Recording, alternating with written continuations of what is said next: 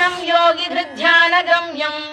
वन्दे विष्णुं भवभयहरं सर्वलोकैकनाथम् मेघश्यामं पीतकौशेयवासं श्रीवत्साङ्कं कौस्तुभोद्भासिताङ्गम्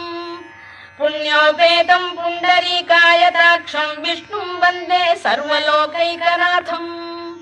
नमः समस्तभूतानामादिभूताय भूभृते अनेकरूपरूपाय विष्णवे प्रभविष्णवे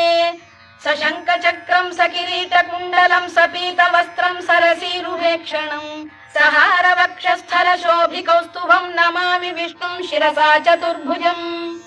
छायायां पारिजातस्य हेमसिंहासनोपरि आसीनम्